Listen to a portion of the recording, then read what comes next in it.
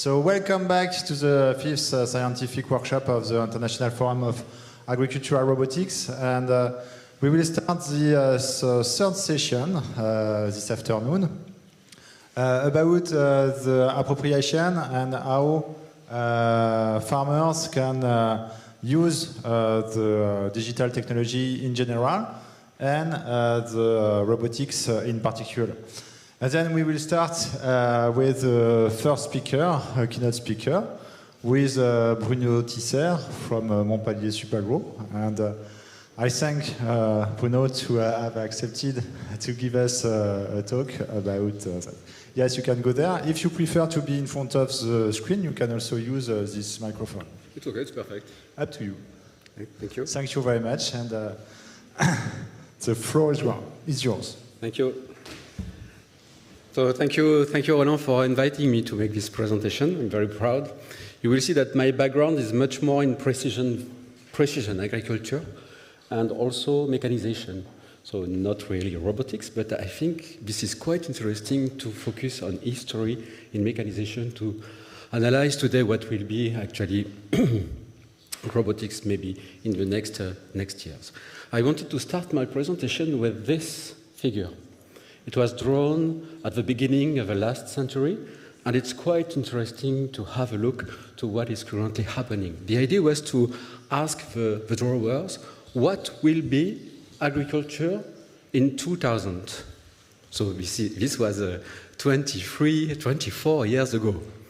And this is quite interesting to see that thinking of how, you will see this is about automation, about robotics in a way, monitoring what is currently happening, mechanization. But what is quite interesting is that automation here replicates exactly the organization of a harvest site at the beginning of the last century, with harvesting the plant, then bring back the plant to the farm, and make the separation between the straw and the grain with a specific operation.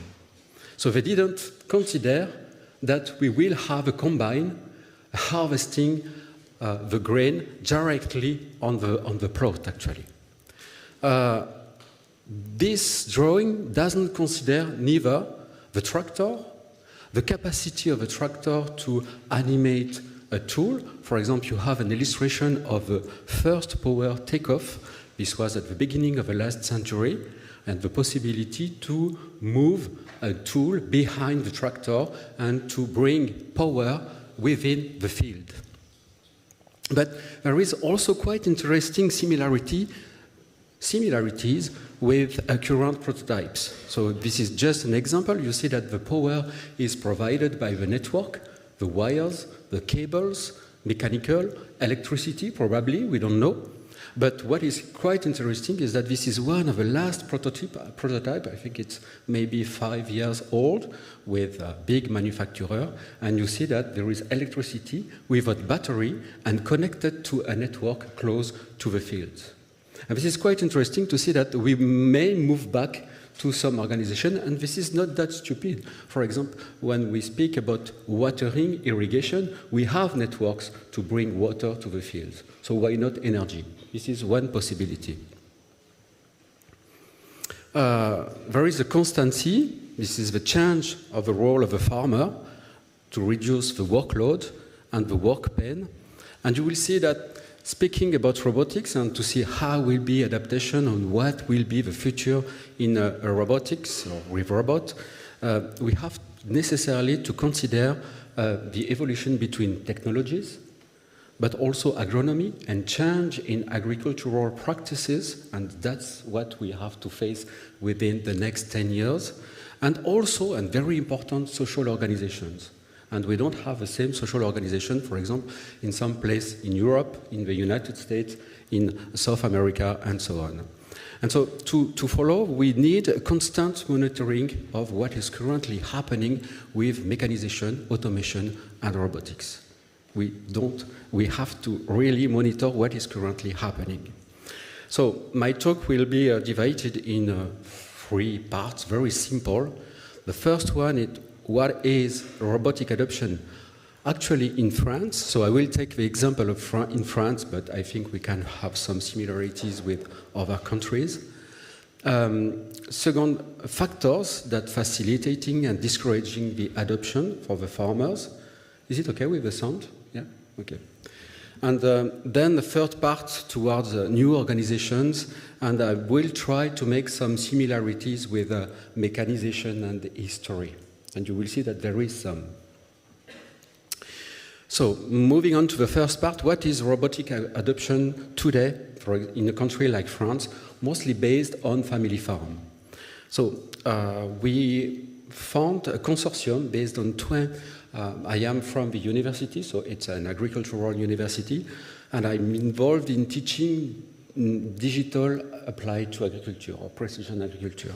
This is changing very fast, and it's been now 9 years that we created a consortium with cooperatives, companies, to see how digital agriculture is evolving or is moving. And of course, so this is the 28 company in the consortium with the share, Agrotic, an entrepreneurial share. And we founded the observatory. This is a kind of a watch services survey, collective one with all the companies and with the university to see what is currently happening. Is the technology really adopted? Why? Is there problem in issues with adopting this technology? And with this observatory, we did 2 surveys specifically dedicated to robots. One in 2018 and the other one in 2023 to provide information about adoption, but also on changes between, this is 5 years, to see what is changing between these 5 years. This is qualitative interviews with advisors, and the idea is to see what is the situation and also what are the factors of adoption of discouraging too. Here is the state of the art. In France, we have more or less 55,000 dairy farms, mostly family farms. In 2018, we had 10,000 robots. So I would like to say, okay, robots is already there in agriculture. It's very common.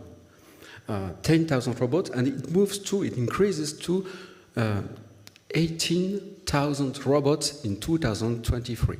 So this means that today, and this is mainly milking robots, this is scraper, so to clean actually the building, and also food pusher. So this means that today, at least in France, 25% of the farms have a robot in France. Okay? And this is evolving very fast because in the figures we had, 75% of new installations are with robot. Okay. Moving on to the crops.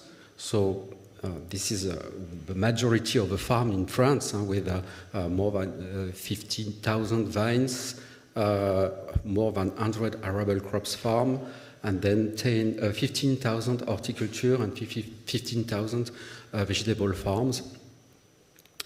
This is the beginning, I would say. This is not here. In 2018, we only had 100 robots, okay, all over the farms. In 2023, this was 600. This is evolving, but quite slowly, and this is not that huge as what we have in animal production.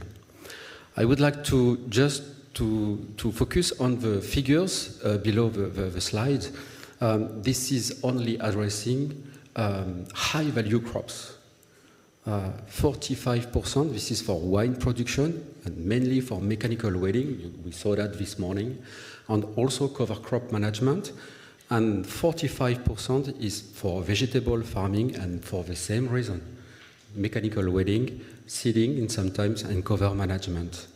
And 10% of the robots are dedicated to arable crops. This is mainly for scouting, weeding, and so on.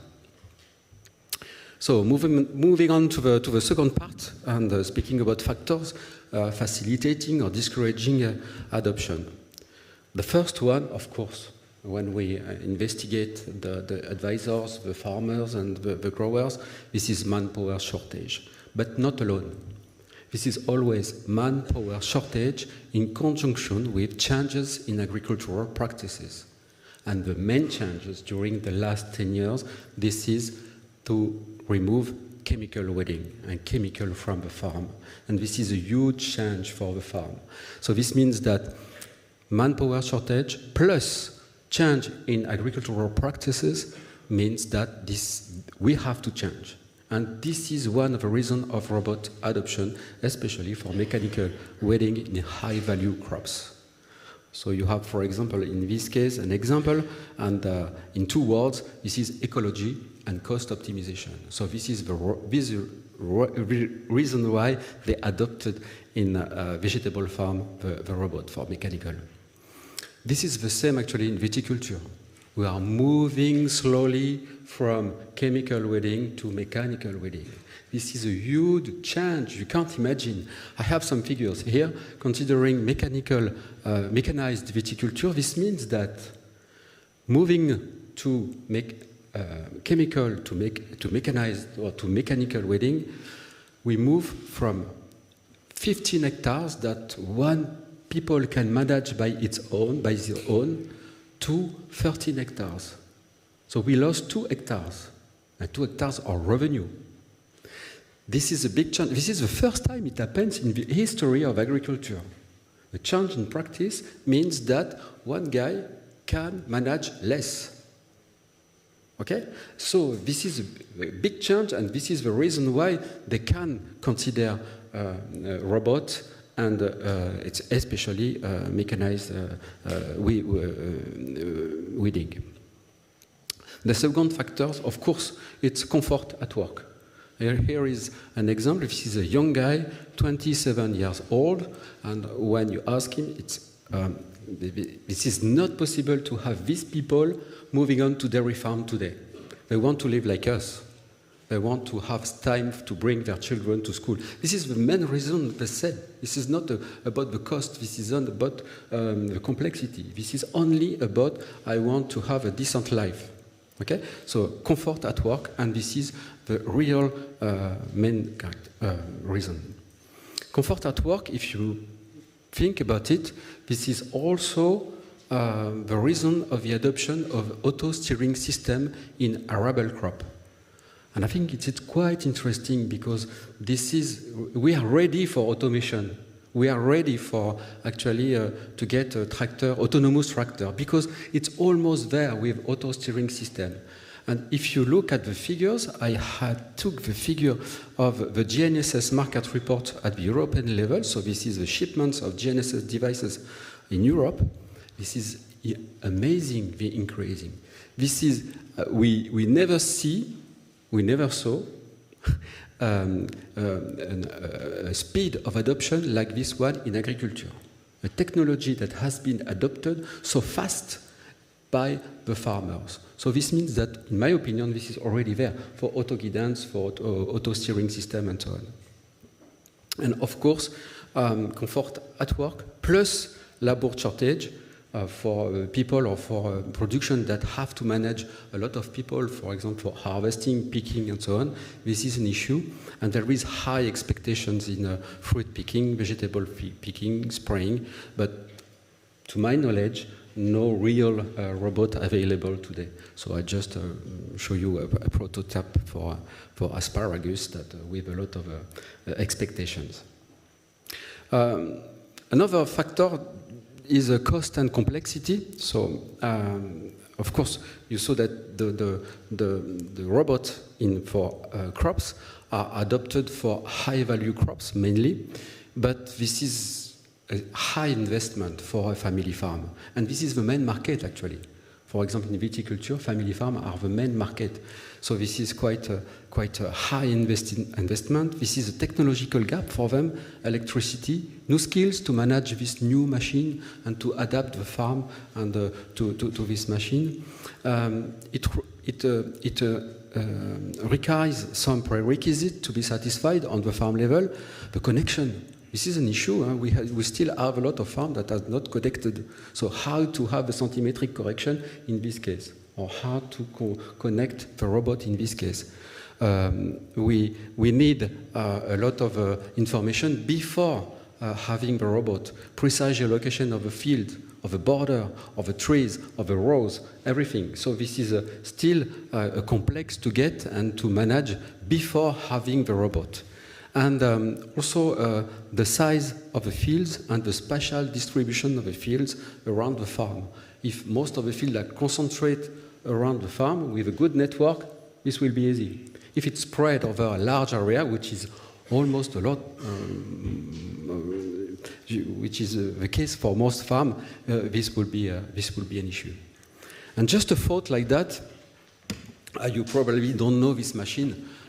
This is quite an amazing machine. This is a planting machine for vineyard. It is almost autonomous. It is located with a RTK, with a centimetric GNSS. So this means that before planting, you upload the rows, and then the machine follows the rows. And behind, I don't know if you see that, you can plant the vines at regular space. So this means that you will have the straight lines to plant the vines, and then the vine will be equally reparted on the rows. So the cost of a planting with such a machine, for example, this was in the vineyard of a university, this is 25 cents per plant. Mind that you have to plant almost 4,000 plants per hectares. With employees, with salaries, manually made, this is only, a little bit less, 23 cents per plant. So economically, you have to stay with the people. Okay? But this is never done. For example, at the university, this is done with a machine. Why? The complexity is with the subcontractor. So this is a company that comes with a specialized guy that can drive a machine and that can tune or set the parameter of a machine. And the cost is balanced with the precision that you get with the planting with such a machine.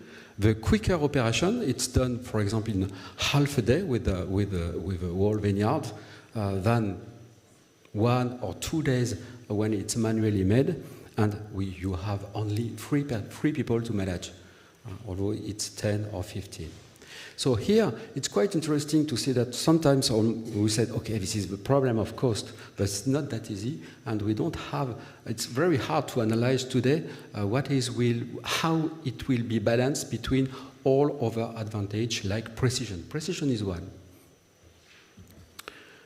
Okay, moving to the third part, and towards new organizations, and I will try to make analogy with what happens with mechanization, and you will see that we can find some analogy. I will focus on high-value crops, and mainly on perennial crops, since it's today, in France at least, the main application of robots, or actually the main market. So the machine that you have in blue, this is a grape harvesting machine. Okay, this is a quite new machine. It really occurred. It was released. The first grape harvesting machine, we had them in the 1970s, and we had took 20, 30 years to adapt the vineyard to this machine. We had to change everything, the training system in a row. It was not the case before. We had to change the size between the vines. We have to change also the shape of the border of the field to make sure that it was possible to turn at the end of the row. We had to change even the path to get to the field. Sometimes it was not possible to get to the path with a grape harvesting machine. This was the case with my grandfather, and I saw the grape harvesting machine that couldn't reach the field because it couldn't cross the bridge. It was too large enough. Okay? So we had to change everything. And I would say this is the same with robot. We will have to think of a lot of things. The network, this is the next challenge. 3G, 4G, maybe Wi-Fi. Why not Wi-Fi to be connected within the field? The RTK correction, because we need the centimetric positioning. So we have to manage that with a right network, with a cost that allows the farmers or the growers to subscribe to this correction. But before, we need straight rows. georeferenced. We need a standard for the field description, the rows, the plant, the border, the space between the border and what is planted. It's still not really defined. This is amazing. How we will manage that? So, because an example, you see the planting machine I showed you before? I asked the contractor to give me the files because I knew that this was very precious, very important for the future to get the position of the rows, the position of the vines really planted with a machine located with a centimetric position. This was not possible to get it. We lost this information. This is amazing. And this is a pity because this is also for me a drawback for a robot adoption. Because we will have to do this work again and this will be a cost. Okay? So I think we have to think about that, how we will manage the field exchange to make sure that this will be possible to work with, I don't know, the software editors, the different contractors and the machine and the robot that we have on the farm. So this is, for me, one challenge, adapting plots, but not only plots, adapting the way we will share information and work together with all the value chain. Okay. The first focus will be about integration into the farm organization and adaptation. Here again, this is an example on a grape harvesting. I'm sorry about that, but I know that and I like it.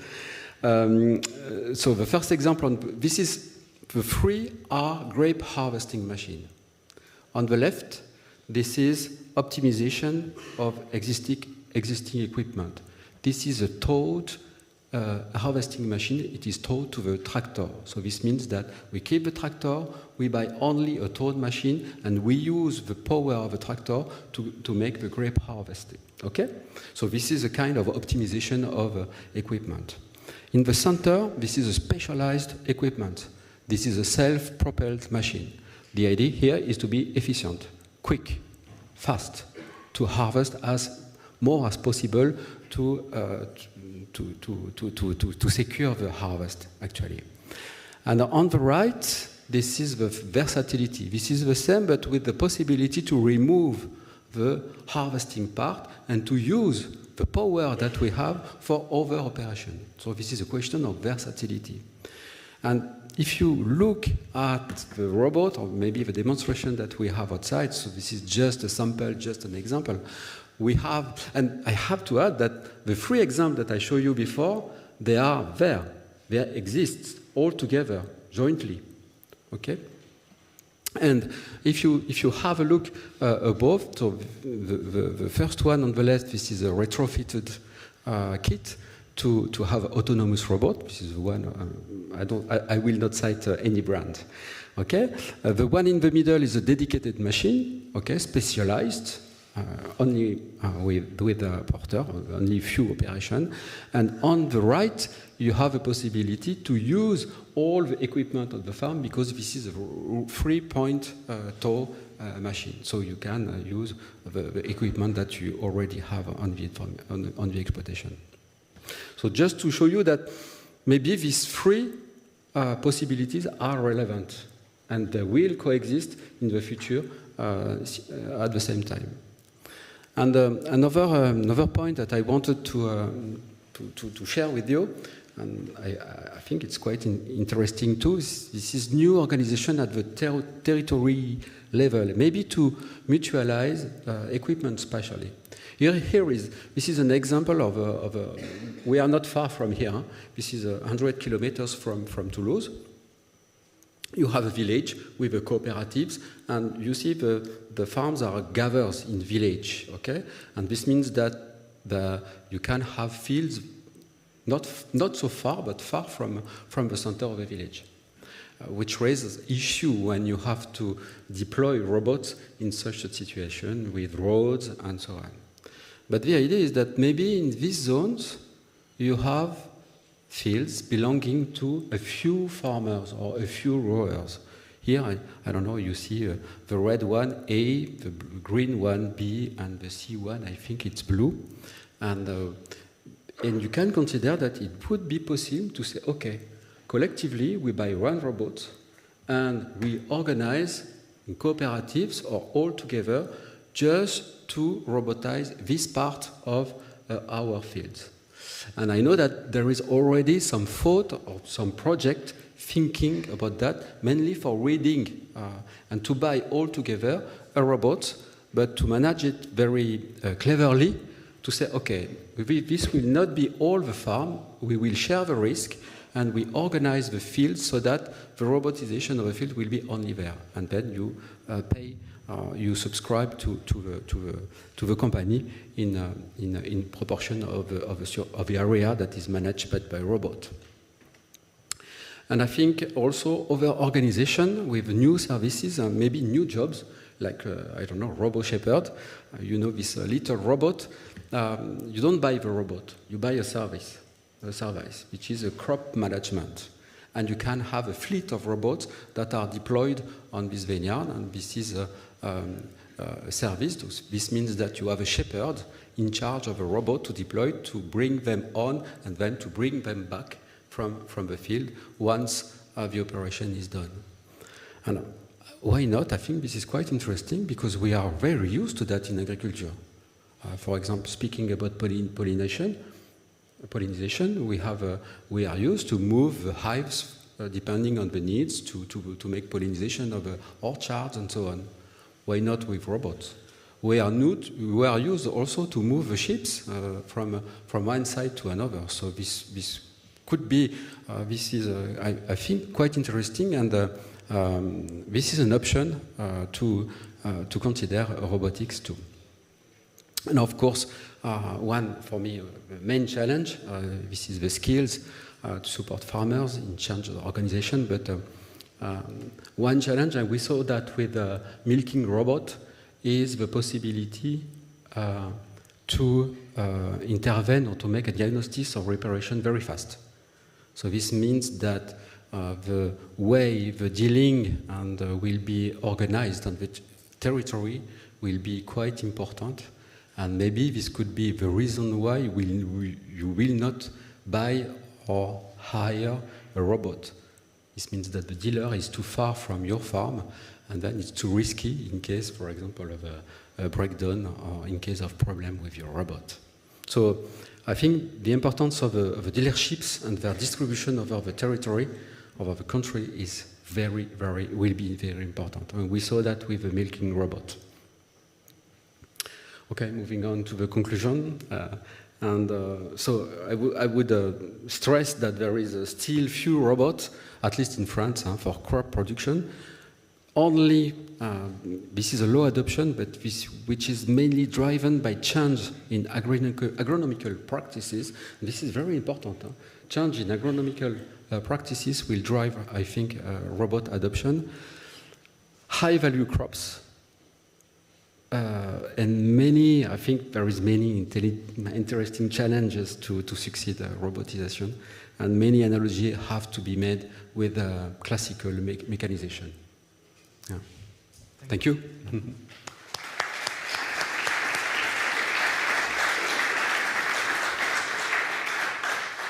Thank you very much, Bruno. During the time that André will go up to the front of the scene, maybe we have time for a quick question. I'm sorry, time is running a bit out.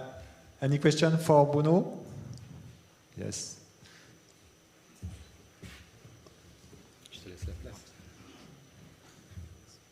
Thank you very much. Very interesting presentation. In the beginning of your presentation, you talked about social organizations. Did you refer to the last part? Yeah, exactly. Okay. Exactly. All right. Thank you. I think it's if it's producer growers are already organized in cooperatives, this may be changing things or not. This change. So this is what I call a social organization. Okay. Thanks, Bruno, again.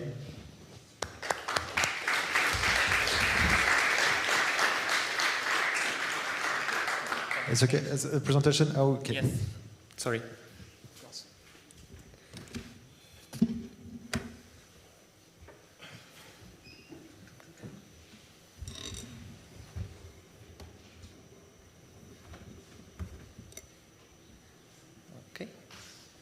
Is it okay? I think so. Yeah, it's okay. Perfect. So, yes, please welcome André to talk about the Scorpion robotics solution. And let's go. Okay, thank you very much. My name is André Aguiar. I would like to thank the opportunity to be here. I'm a researcher from INESC, that is a private non-profit association. And I work at the Tribe Laboratory, that is a laboratory that is inserted in this R&D institution and that researches robotics and IoT for agriculture and forestry.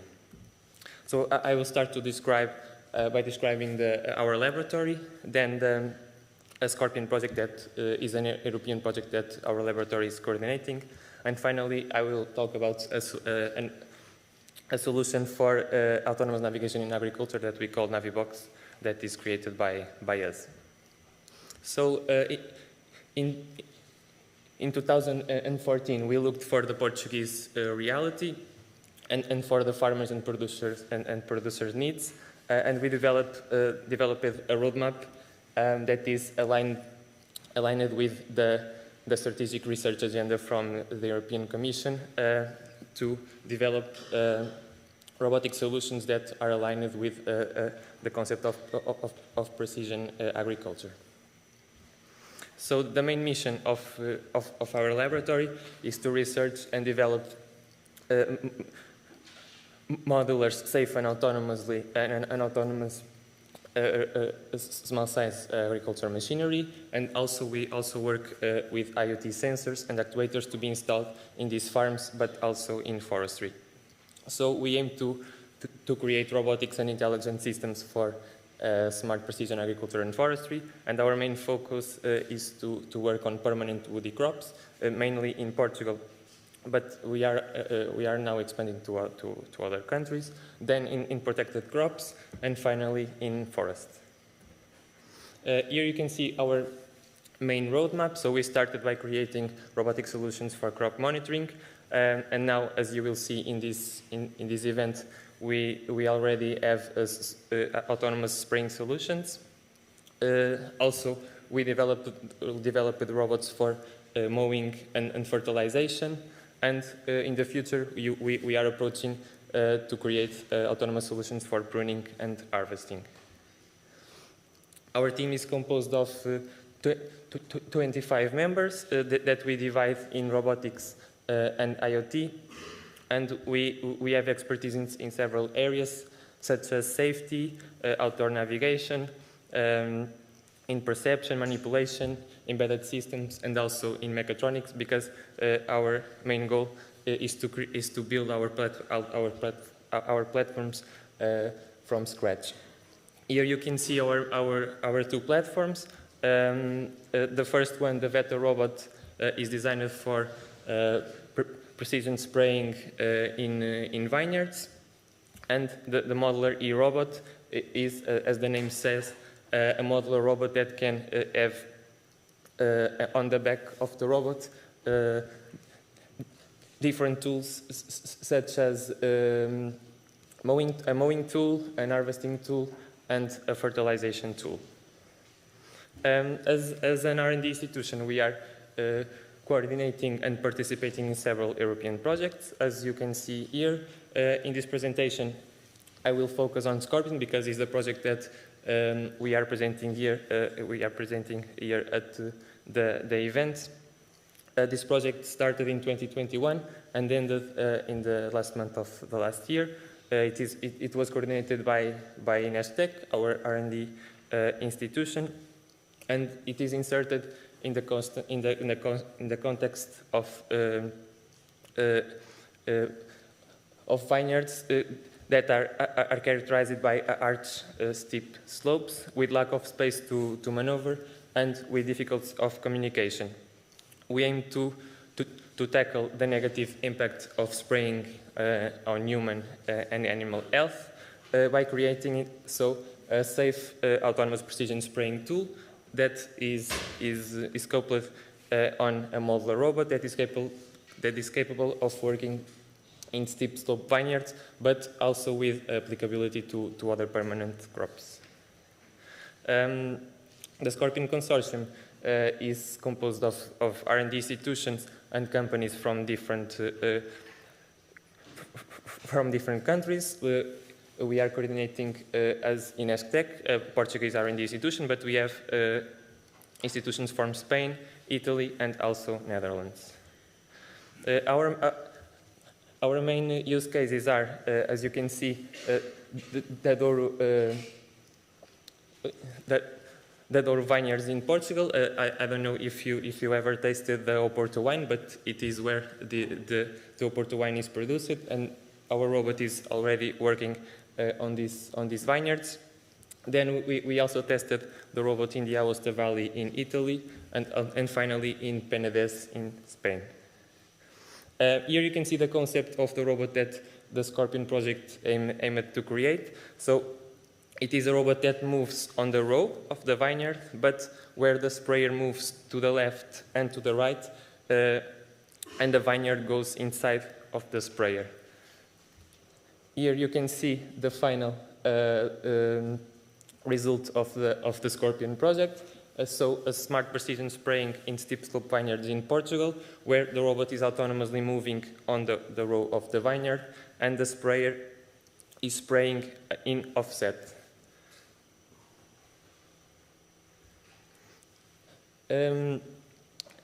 Now I will present a solution for the autonomous navigations of our robots that was developed in the context of Scorpion and other projects. We called it NaviBox. This box is an integrated solution that is plug and play in any robotic platform, being easily installed, and it has GPU optimizations to be suitable to run in real time in any robot. It is composed of a mission supervisor, a 3D localization and mapping system, and finally a path planning algorithm to plan the robot's mission. The mission supervisor, we called it Agrop 4D meter. It supervises not only the motion of the robot itself, but also it supervises the tasks that the robot is performing.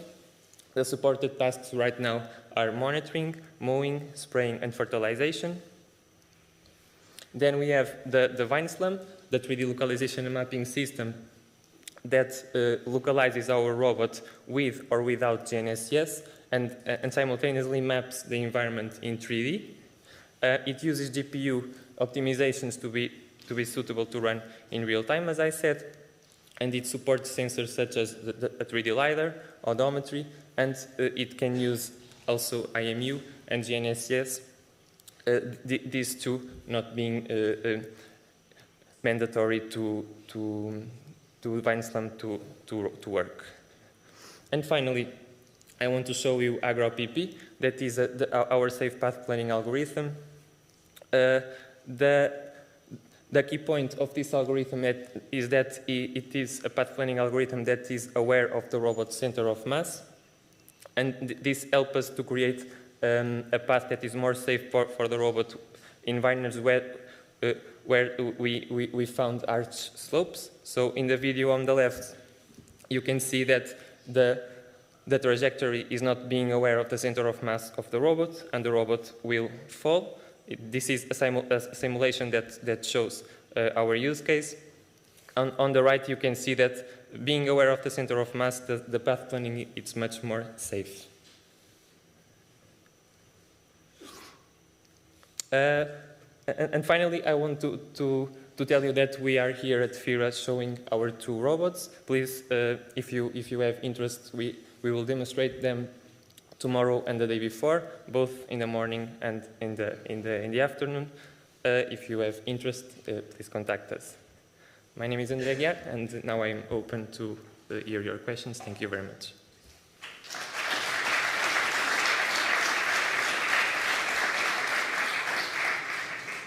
Thank you very much. We have time for some questions, if you want. Does anybody have questions in the assistance? Don't be shy. Yes, sorry. So, Davide, the question of Davide. Hi, David Rizzo, researcher from France, and working on terraced landscape. Just yesterday, I was talking with a colleague of mine working in Italy on terraced vineyards. So, is there a potential for robotics in terraced landscape?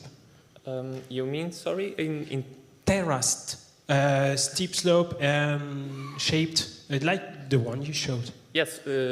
Thank you. Yes. Our main use case in Portugal, as I said, is the Douro region. We already showcased our robot in Italy and in Spain, and we could not find a region that is characterized by slopes that as we found in Portugal. So I would say that if it works in the Douro region, it will work everywhere. So yes. Thank you. It's remains time. It's complicated.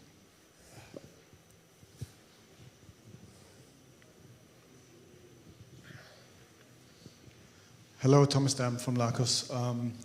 You showed the safe path planning, and I think you need some terrain model below that, or 3D model of the field or from the vineyard. What do you think are the requirements of the precision of these maps, terrain maps, and how do you actually create them? Do you get them from, I don't know, radar, satellites, or do you manually measure that? Okay, so as I said, we have these two systems, the 3D localization mapping system and the path planner. So they work together. The first will create the map with a LiDAR. It's a 3D map, and the key point is that we distinguish very well what is ground and what is not ground. So if we have a noisy map, the path planner will not work so good. So we have to distinguish very well what is the ground and what is the obstacle, because the path planner will use that input to plan the trajectory in a safe way.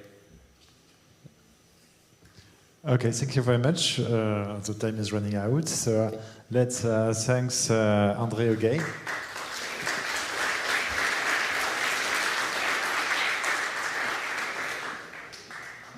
And now it will be time to switch to Quadruped robotics with Heinz Rahmig. Is there someone to talk about enhancing sensing efficiency in soybean plantation in Brazil using quadruped robotics? I expect to have Heinz Rahmig. Nobody? So we have time for a third question.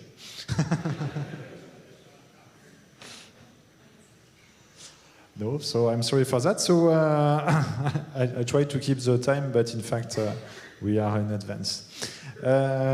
So we will switch on the third presentations, which will be given by Katia Pinto. Thank you so much.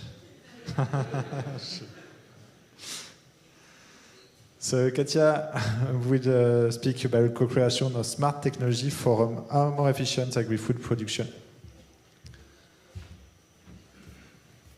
So Katia, thank you very much, and the floor is yours. Thank you so much, and afternoon. Bonjour à tous. And so I'm not the beforest, so I have a female voice. So let's change, which is a great pleasure also to be here. First of all, I can't start without thanks the organization, and in particular to all of the staff, but in particular to Maylin and also to Emma that answer to all our questions during the organization of our coming to here.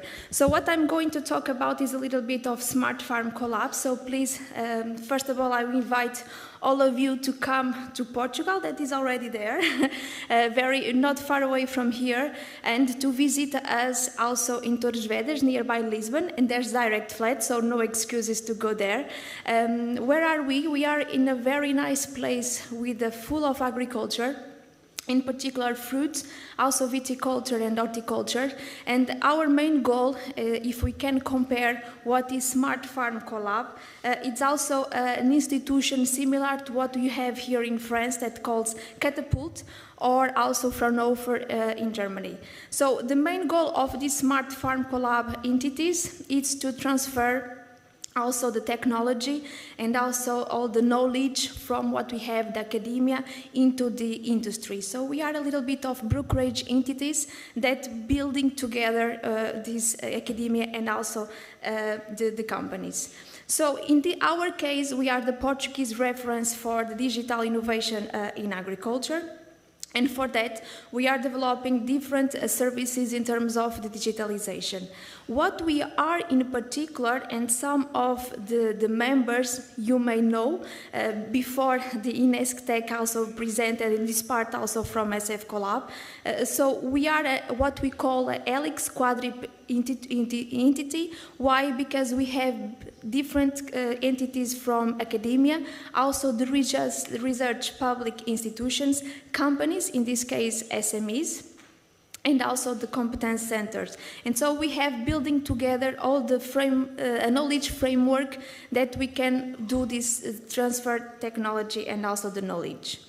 So because we are these collaborative laboratories, we have a specific R&D agenda, building for the digital innovation in agriculture. And so we have to match all together from one side smart technologies and from the other side the smart data, because what we are developing is that data-driving services into the companies. For sure, we have to be close by the producers, and so develop this what we call the smart production ecosystem to build also not new products, but also to listen needs from the production and bringing them new ideas and new concepts in terms of technology. What also we are developing in Smart Farm Collab is what we call the inclusive technologies. Why? Because unfortunately we have a big number of small farmers, and so we need to bring them technology as the big farmers have these opportunities. And so we are working on these inclusive technologies, bringing to them, for sure, the business services, and together with the technology, we have to perform what we call the capacity building and training. Otherwise, we don't have this awareness and also this performing of the technology as a must. So this is some of the pictures from today. Actually, in this fair, we have a lot of exhibitions on the robots parts. So is integration of the human and also the machines. As we said before, we have this in mind, that is developing affordable technology closest into the farmers and developing according to the specific needs, because we need to have this match between what we actually need and what we actually can build. And so a part of them, so the robotics, we need also to collect data. And one of the data that we are developing, which is not new for sure, but is in this inclusive technology development, is the SOFIS. So SOFIS is the Smart Orchard Fertile Irrigation System that is low cost and modular proximal sensoring system. And then we can also develop according to the remote communication that we have. That could be GSM, LoRa communication, or also Wi-Fi when we have it into the field, that we know sometimes, at least we are working with greenhouses, we don't have it. And so combine all this information into a decision support system. So at this stage, we have this proximal technology, so it's in a local place in which we can have a biggest matrix of the data, because we can have more and more technology in situ, and then processing this information into a server, IoT server, and then contact with a platform, interactive platform. In the future, what we want to develop is into this affordable technology is to have the automation, so machine and machine, but always bringing the farmer into this concept, because the farmer is the validating all the system together with us. Why? Because he's always in the field. So we can't live without the farmers. We need to live with them. So this is a picture. It's not, as I said, normally I said, this is not a beautiful dashboard, it's a useful dashboard, because there's a big difference between what is beautiful and what is useful. And so all this proximal information of the sensors that we have, we are implementing also in the robotic systems. So this is an example of a project that called Smart Farm 4.0 that finished last year. It's also identity leader of this project, that is a Portuguese project, it's Tomix. And so the main goal of this project was to design and also develop accessible solutions. And here a robot, namely a modular and also comfortable autonomous vehicle, to, in particular, to pick or for pick the tomatoes. So we worked close with I hope the video, yeah, it's working. So we worked with the greenhouses from the western region in Portugal. So all the vehicle is designed according to the size of these greenhouses. So this was exposed into a fair. And so the information that we have is that the robotics, so this is a arm that is collecting the harvest, the tomato, is also having this information regarding the ripening stage and also the counting the tomato that we have. For sure, here is the solution, not already into the market, but almost into the market. So I think in the next couple of months, we have it available in the market. We have a lot of tests that were implementable, because we know that it's very easy when we are, we have the machine in our hands, but then we need it to be autonomous. And so this is all the programming information that we have. And even this machine was now working in the greenhouses, is also capable to work offshore into the field, because it's our next step. So this is the part of the project, as I said before, that finished last year. So it is the robotic arm for the harvest, the tomato. And the second step that we are now validating into a new project that is Tech for Green. It's intelligent spraying, in this case also for greenhouses, but we can be adapted into the field. So we have different objectives of this project, inclusive the information that we collect from the field, so from the monitoring system, that we include into this spraying for the personalization. So for sure, this starting with a lot of story, with the prototype that we have created, and now the video is not working. I hope this one, yes, no, yeah, it's working.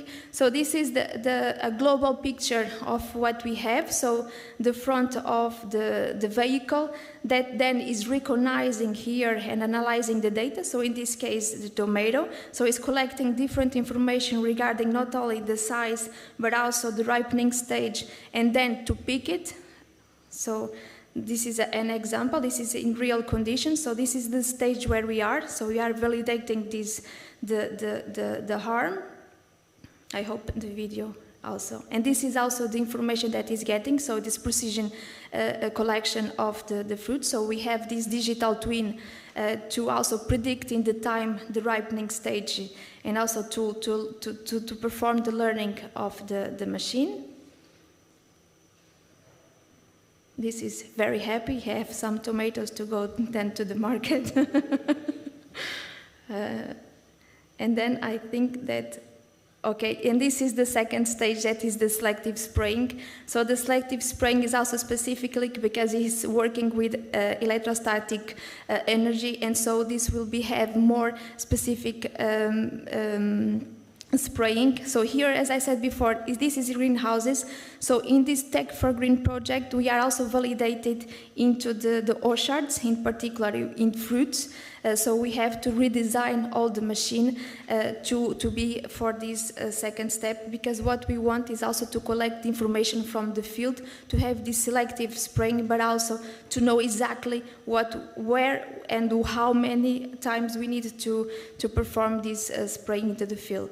So this machine, the second one, it's also in our exhibition zone, so please come to visit us. We'll be very happy not only to present you, but also to give you more details regarding what we have. We are in the, as I said before, exhibition zone in the booth 31, and with this I finished the presentation, so thank you so much.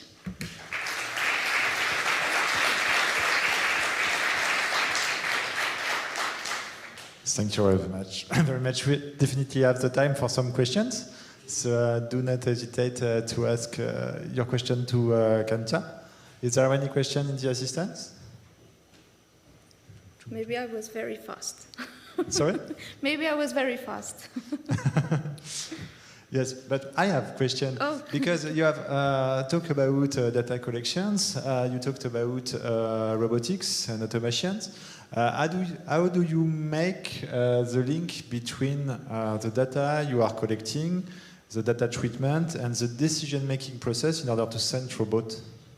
Okay, so as you may imagine, as I said before, the SF Collab have different members, and these members, in particular the SMEs and also the academia, they have a different expertises. So, for example, to get into this robot that is exposed, we have the team as SF Collab that work it into the field validation and proximal sensing. So we collect this data. We have another company that is specializing in the decision making, so is working on the programming and also in the software for the decision making. We have then the spraying company, and so this is a multidisciplinary. It's not sometimes very easy, as you may know, because each group speaks different languages. So the main challenging is to, in the end, all of us speak in agronomic perspective, because this is what is needed. And so then we integrate this information. So this is the hard thing, is working to data-driven services. And so in the end, the first question is always what we want and what is the problem. And so after that, we have the agronomic team that try to translate the information to put it. So in the end, what we do, it's okay. If this is, in particular, the tomato harvesting, so we have the machines that is reading, so the lot of sensors, but at the same time, we are doing the laboratory analysis. So we are combining the information from the machine, the sensor is reading, and also the laboratory, for example, in terms of the ripening of the tomato, the quality, the bricks, for example, and so on. So we try to combine, because then what we want is to have the image that is calibrated or according to the ripening stage, for example. And this is an example for the robotics. We are working also in another part that is completely different, that is, for example, using the imaging from the drones to predict the maturation point and also the harvest date of the vines, for example. So in this case, we have the drone imaging, we have the sensoring data that collecting the climateric data all the time in the vineyards, and then we have the laboratory analysis. So we are trying to get the best indices to predict the date. And this is the way that we have also working with the robots. For example, for the selection of the selective spraying, we need to know exactly the diseases, the climatic conditions, for example, for the diseases come, to predict the diseases in the future, and also then to integrate this information into the robot for perform the selection of the selective spraying.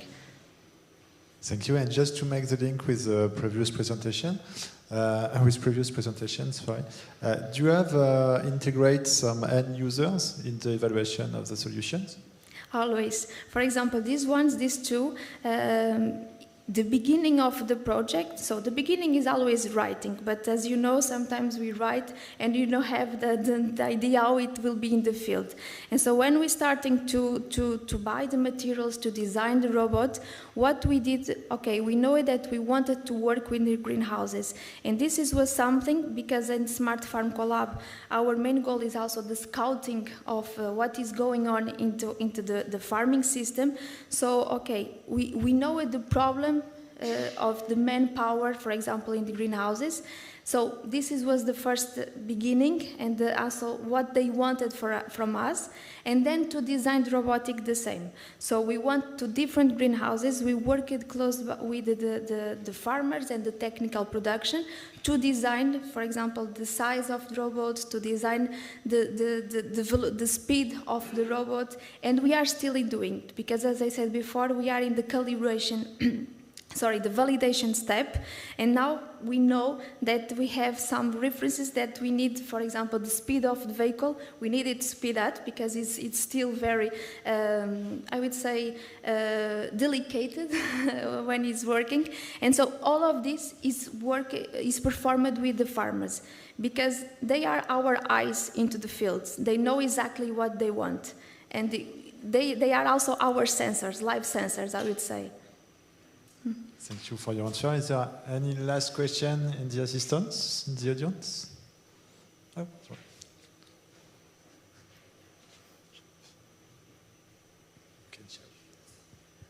David Rizzo, researchers in agronomy, and I agree with you, farmers are not the end users, but are the main reason for which we are working.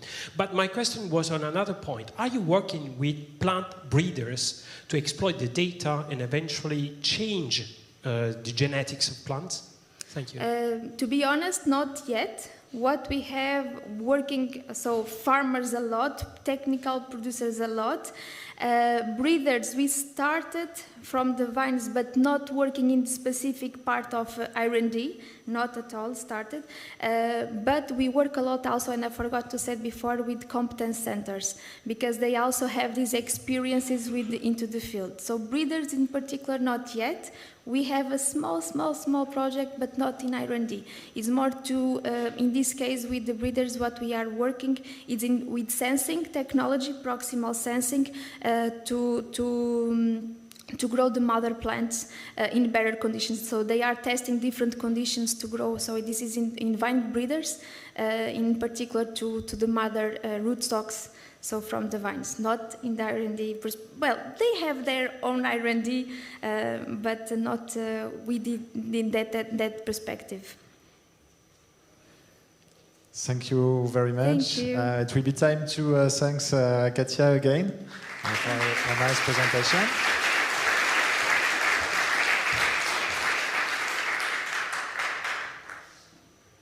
And now we will switch to the last talk of this session, which will be given by Cyril Pierre from INRAE, who will present some new tools for digital twins and simulation prospects.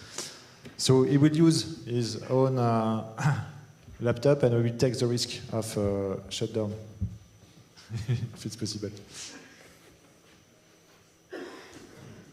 So, Cyril, we are listening to you.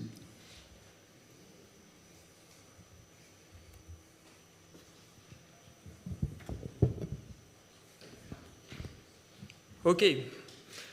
So, hello everyone. My name is Cyril Pierre. I'm a research engineer at INRAE laboratory, and I will present you Quadruped. That is an application to generate 3D world that can be used for robotics and in simulation. So it can be a crop field in this case. So the aim of this application is to generate worlds that can be used in real time for the simulation. So the meshes that is generated is really light and is suitable for use with LiDAR and camera. And it is also highly configurable because you just have to edit a text file, a configuration file, and you specify the number of rows, the space between plants, etc. And you also have a Bluetooth that is provided because it is possible to identify each plant in the 3D point cloud that is generated using a LiDAR. And it's an open source project, so you can modify, add your own model, and modify the code if you want. So, why we need this? We have developed this application because it is most of the time it is difficult to access an agricultural field. So it is better to simulate the environment, to prepare the algorithm, and when we are ready, you can go to the field and you know that normally it will work. And it also allows to test different configuration. You can test at different size of plants, and because it is difficult to wait the plant growth time, it can be better to test it in simulation. And also, when you record the data in a real environment, it is not possible to replay the control algorithm, the robot control algorithm. It is possible to replay perception algorithm, but not control. But in simulation, it's possible.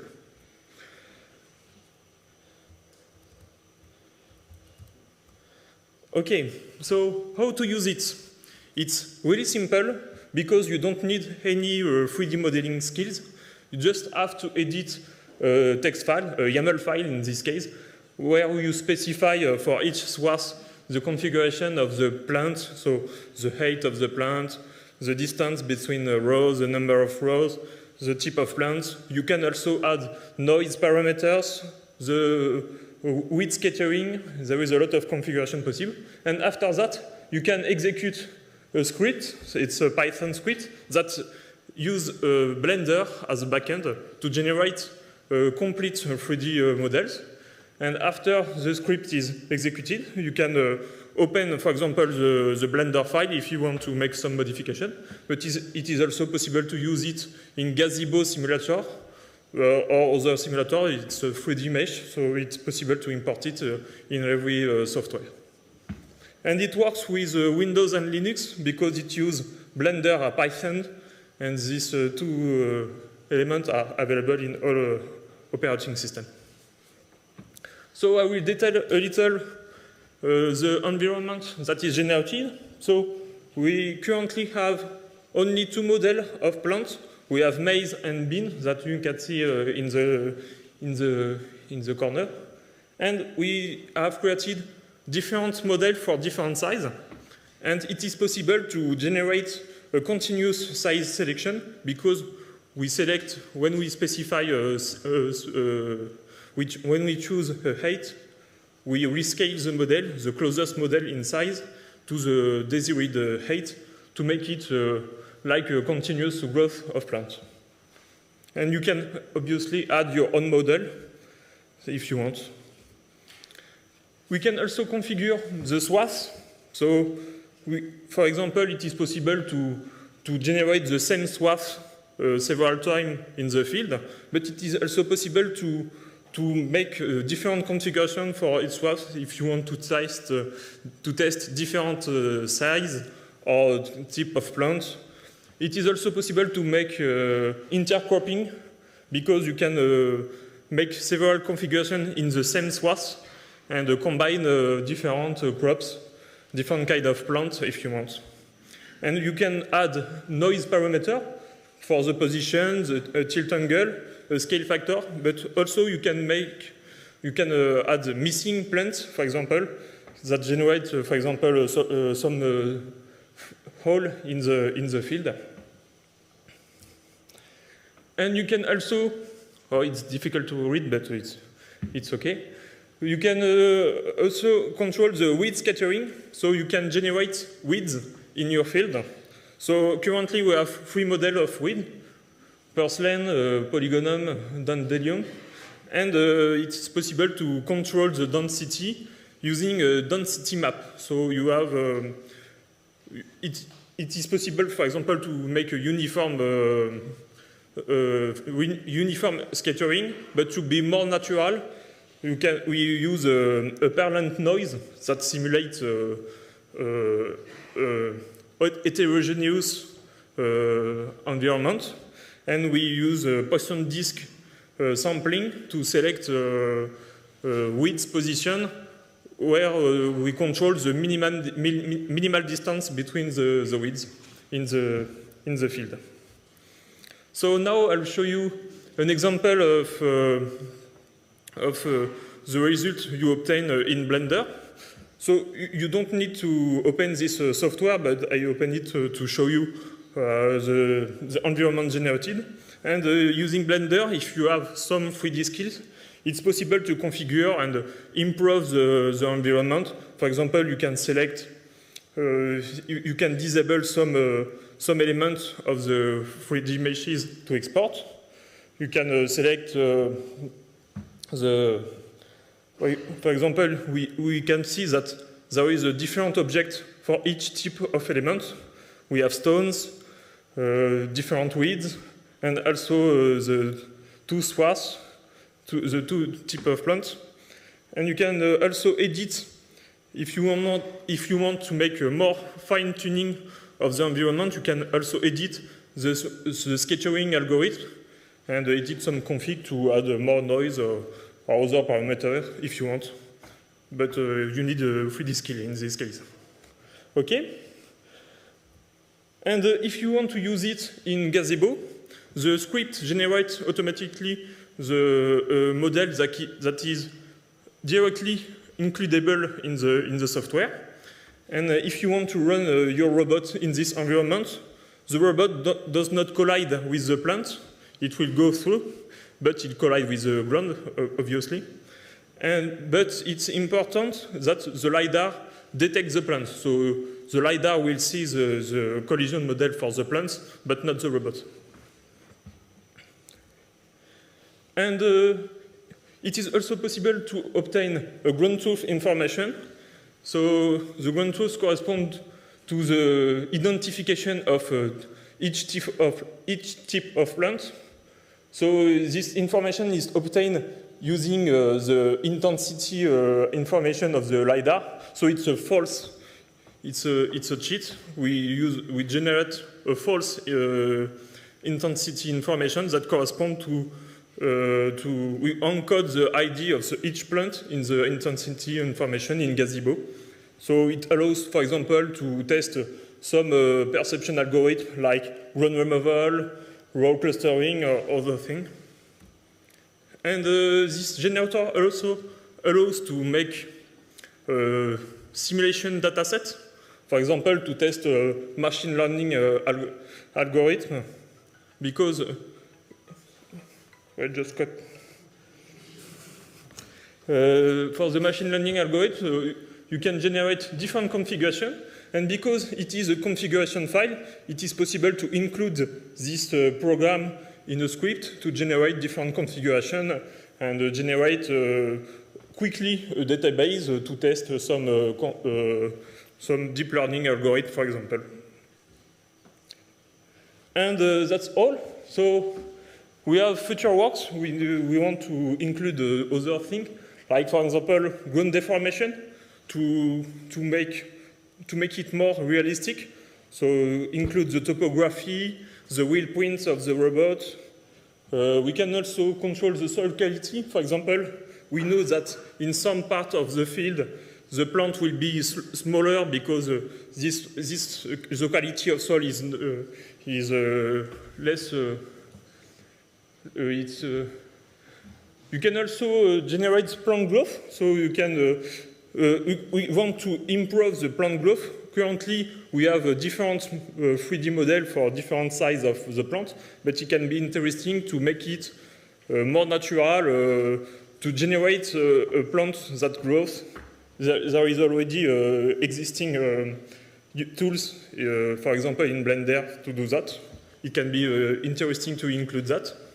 And also to export the result for other simulators. Currently, we only have Gazebo, but we want to use other simulator and add more reads models. So that's all for me. Thank you for listening. And if you want to pose more questions, I will be at the poster session. And if you want to look at the code source, you can go to the GitHub page when you want. Thank you.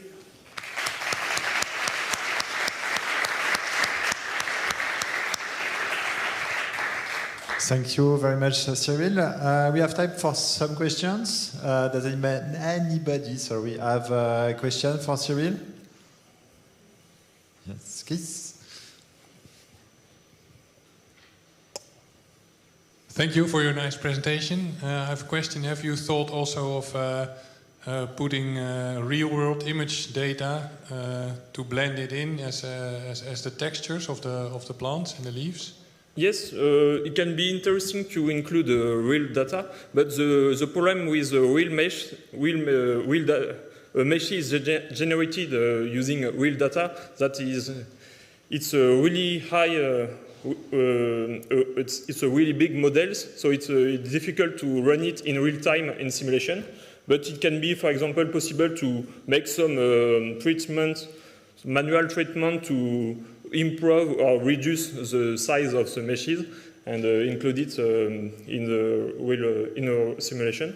But for example, we have made some realistic modelization of the ground that can be included in future version of this program to make a more realistic ground and plants also. Thank you. Yeah. Yes. Thank you for this presentation. I was wondering whether this is a kind of collaborative project or not. No. No. Currently, it's only we only have the work. Only the team. Yes, okay. Only one team. And I was wondering whether this was if this could be interesting, for example. It's an open source project, so okay. Anybody can make pull requests on the project and propose amelioration that can be included in the project. And I was wondering, in your opinion, is it difficult, for example, to include a new plant? I'm thinking about vineyard, orchard, or this kind of stuff. No, you just have to create a directory with the name of the plant. You add your models, and it can be included directly in the application. So it's not that difficult. Okay. Yes, hello. Is it possible in your file format to describe, let's say, more different shape of plants? Like, I don't know, do you think it could be possible to add more plant types and also more complex plants like bushes or small trees or so on? Do you think, did you already explore the generative algorithms to generate the meshes of the plants, or is that only pre-modeled plants? Currently, the models that is generated correspond to a crop field, but it can be improved. And for example, if we want to make some modification to include environment like vineyard and orchard, it can be possible. But everything is possible. But currently, the version we propose only works for crop field-like environment, but it can be improved by the future. For example, we want to include vineyard environment because we have tested some elements, and it is not so difficult, maybe for the palisade, but it can be improved to do that. Yes. Thank you. Okay, thank you very much, Cyril.